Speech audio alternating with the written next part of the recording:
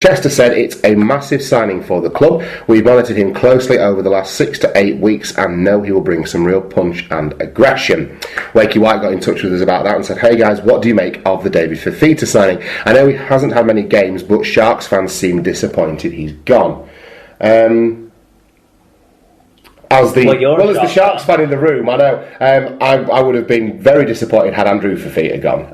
David Fifita is definitely the lesser of those two. I think they both have a bit of mongrel about them, and they both have a bit of a naughty boy streak as well. So hopefully he comes over and is professional in the way he applies himself. But he can definitely come over and make an impact. He will come over and make an impact in the way that potentially someone like Mossy Masoi did, or that big Tongan going forward. He's got more of an engine than someone like Masoi as well. He can do for Wakefield what Tautai did before he left, possibly, because he was devastating that year and managed to keep most of it on the positive side for his side. That's it. And I think Fifita's a better player than Tautai as well. So I would put David Fifita in a similar level, if I'm completely honest. I don't trust him to be consistent. I don't trust him to win me matches. If he starts well for this Wakefield side, that'll be okay. If he doesn't start well, if there's anything that upsets him, I just don't think he'll be a positive influence. You sort of get that feel, don't you, about him, that the other good thing is that he's got some ex-club mates at Wakefield already in Turanara now. What's he called? Tupou and around. So there should be something there for him to get. He'll room with them and they'll look after him. So that should be okay. It should be a very good signing for Wakefield. It's certainly an improvement. It's something that they don't really have in the front row at the moment, is a player with that sort of offloading talent and sort of loose approach but aggressive approach at the same time. So he could be a make or break player, I suppose, for them. For this season. My only concern is that this is just a deal till the end of the season, and whether or not he'll be going back to Australia after having seen his contract out with Wakefield. I don't know, maybe this just marks some time for him, but enjoy him while you've got him is what I would say to Wakefield fans. Castleford Tigers have this week confirmed that they have signed Greg Eden on a 2-year deal which starts in 2017. The current Brisbane Broncos outside back is signed as a replacement for Luke Dawn, who leaves at the end of the season. Coming back to the UK was a massive decision for me to make, said Greg, but there's no better team for me to return home to than Castleford, my hometown club and the team I grew up supporting. I'm really looking forward to the new challenge ahead. And you've got to wish him luck, because he seems like a likeable, nice enough chap, but he's just not. As we sort of anticipated, he hasn't particularly cut it in the NRL. We were talking before we came on, and his performance on Thursday against Canberra in a very reasonably strong Broncos side was the standout poor performance, I would have said. And to be fair, he was only in there because other people were rested as a result of Origin weekend. So it's probably his best performance in a Broncos shirt was in the World Cup Challenge against a Wigan side that underperformed on the night. But he did start the season in that team and played quite well, I thought. I think it's a bit unfair that some of the criticism he's got from the Broncos. I don't think he's been given a consistent enough spell in the side for them to slate him for his when he's been in the side, he's been what we jokingly thought he would be, which I don't think he has consistently. I think it's happened twice in his probably 6 or so games that he's had, and I just think it's been a bit unfair. That's the way I see it. I still think he'll come back a better player. He started his career at Castleford, didn't he? But he didn't really get a look in before Huddersfield snapped him up. That's correct, yeah. We'll see if he's going to make amends for... Regardless of that, he'll come back as a better player than the one that left the UK. And I think that will benefit Castleford. And the Super League. His development, and the Super League as well. Whether or not he's an improvement on what they're losing in Luke Dawn, I'm not sure. He was in a bad position from the start, because every single prediction Phil Clark makes is clearly fucking nonsense.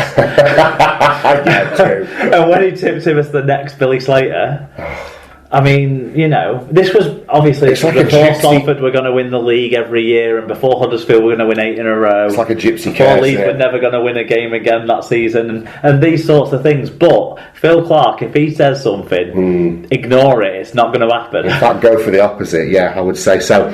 Staying with Castleford Tigers, then forward Lon Patrick has agreed a 3-year deal with the Tigers. The Wales international, who is currently on loan at Castleford, will join the club on a permanent basis when his Huddersfield deal runs out at the end of the season.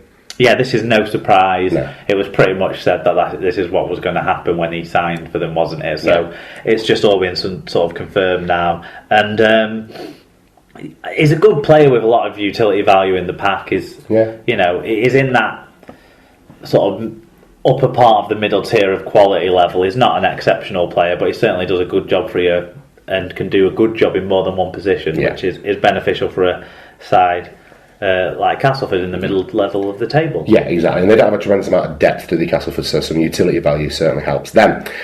Widnes'd second row, McGrath Luluai, who is my favourite name in English Rugby League at the minute. McGrath Luluai. It always makes me think of McGruff the crime dog off The Simpsons. McGrath Luluai has signed, shockingly enough, a 2-year contract extension. No. Yes, a 2-year extension with the Widnes Vikings. New Zealand-born Luluai, who's 26, has made 92 league appearances for the Vikings since signing from Lee in 2011. McGrath is what this group is all about. Hard-working and honest head coach Dennis Betts told the club website, "I'm really pleased to have secured his services for the next 2 seasons." Widnes scrum half Tom Gilmore, who's 22, has also signed a 2-year contract extension. Deal with no way. They're pushing the boat out, mate. To keep him at the club until the end of very good. Until the end of 2018. Of this one, Betts said, "Tom is a really talented young man with a mature head on his shoulders. I'm excited for what the future holds for him." Andy Braychek has signed a permanent deal with Swinton for the rest of 2016. The utility forward is staying at the Lions after a mutual termination of his contract at Halifax. Braychek made 87 appearances for Fax in just over 3 years, but has found his game time limited this season and had joined Swinton on loan. And finally, Sheffield Eagles are on the hunt for new investors following the departure of current chairman Ian Swire. Swire confirmed his exit from the Championship club after 17 years in the programme for last Friday's home match against Batley. He also revealed that an unnamed investor had already left the club. Chief Executive John Walling told the Sheffield Star the club had known of Swire's intentions for some time. More disappointment for a struggling Championship side this year, really. Especially since they just made the change in trying to be professional as well. Yeah, I don't think that's... I don't know if they can continue that if they're getting investors pulling out and experienced men at the helm like Ian Swire disappearing from the club. It's a shame because... he's been there for some time, but... And it's a shame to go out there's a big future coming up with the new stadium and all of that. Yeah. So it's... God, you look so much more like Glenn Stewart with your stupid little goatee beard. Do you feel like not breaking the fourth wall? Yeah. Right, yeah. So although, to be fair, that might be the nicest thing you've ever said to me in my mind, so I'll take that. Yeah, it's a difficult one. I mean... Where next for Sheffield? Because it doesn't seem like they've got anything lined up. It doesn't seem like they've got... I'm not even sure if there's interested parties in taking over, running things like that. So, interesting times ahead, and let's hope they can turn things around on the field so that it makes it easier for them to sort things out off the field. That's going to be the thing, though. It's not even a case of chicken or the egg. They need to improve the on-field performances and get as high up that league as possible to encourage better investment. Well, the best they can hope for is Shield. Top 4 in the Shield now, isn't it? And they're not looking good for that at the moment, down in 10th place in the Championship. Of course, no, they lost again at the weekend, didn't they? Right. Well, 5 in a row. Good luck to everyone at Sheffield, because we know we have some listeners that follow the Eagles, so hopefully everything turns out well for you. Right, that's news from around the world of Rugby League. Let's take a look back now at round 18 of Super League.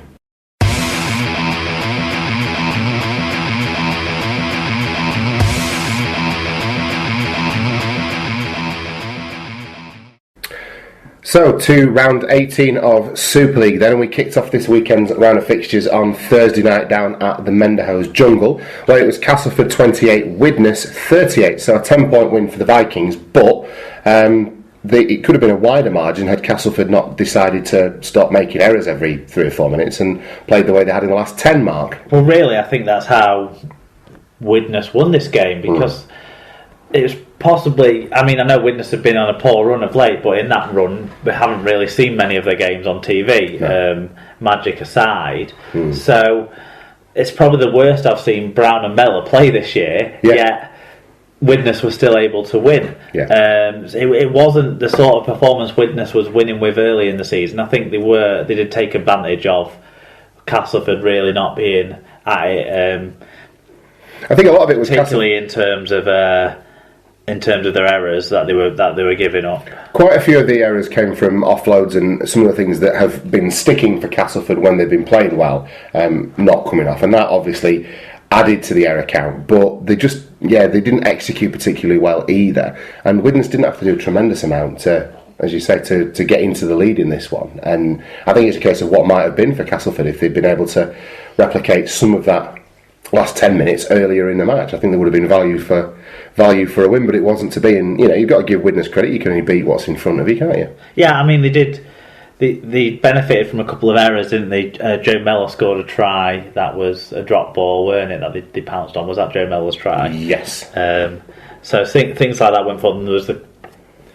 There was a couple of close range tries as well that Lloyd White grabbed, weren't they? That weren't exactly brilliant defence, although the kick that he put in was quite good, actually, I've got to say. Yeah. But there was possibly even more than one very close to the line dive over, wasn't there, from Widnes in this one, if I remember rightly. Yeah. Obviously, I didn't watch it live. Yeah. But, there were some questions over one of Paddy Arvan's tries as well, I think, that whether or not he'd got the ball over in a double movement or not, but I think that's probably right in the end. So it was fine margins, wasn't it? Yeah, well, I don't think Widnes never ever deserved not to win the game. It's just like they took advantage of everything Castleford gave to them on the night, really, and Castleford gave them plenty.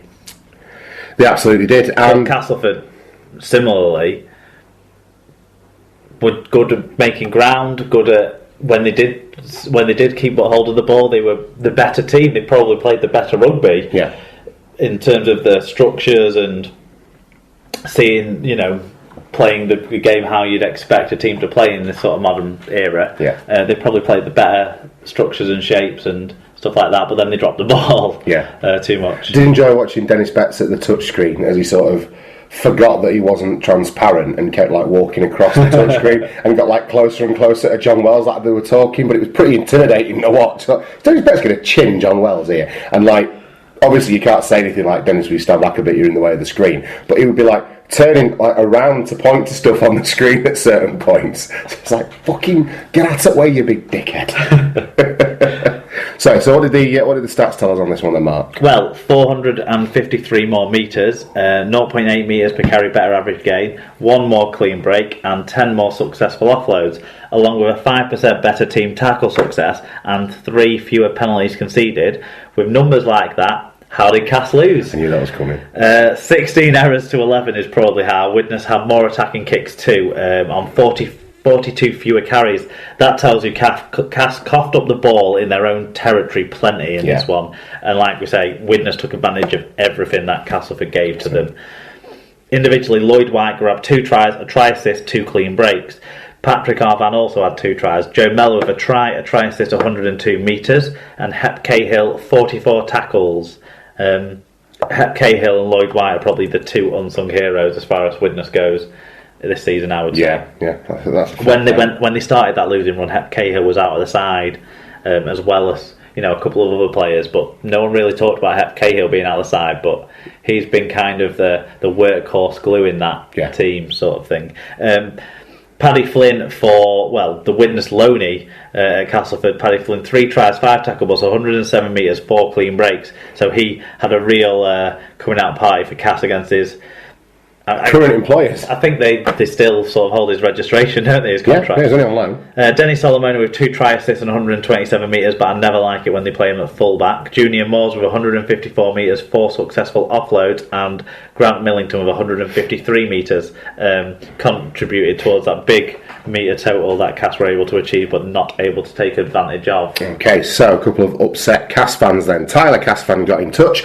He said Cass were piss poor with combinations and sets continuously breaking down. The slow rucks blunted our attacks, making us increasingly desperate. Widnes fully deserved the win. They looked after the ball better, kept the errors down and completed sets much better. Next time Dawn is out, Powell must think again about who to put at fullback. Yes, he's not as effective at fullback for me, Dennis Solomon. What's up with Ryan Hampshire? Is he injured, or does Darryl Powell just not rate him at half back because he's playing McShane ahead of him there? Yeah. And also, either not rate him at fullback, or has Hampshire seen his arse a bit about having to play fullback like he rumoured to have done in the past, because he wants to play halfback, he wants to play standoff half. Well, if it's an attitudinal problem, then that's... I mean, I don't know either way, but it just seems strange that you've got a player with that much talent in your squad, and you've got injury issues. Well, that's it. It seems... If you didn't have injury issues, fair enough. Even strange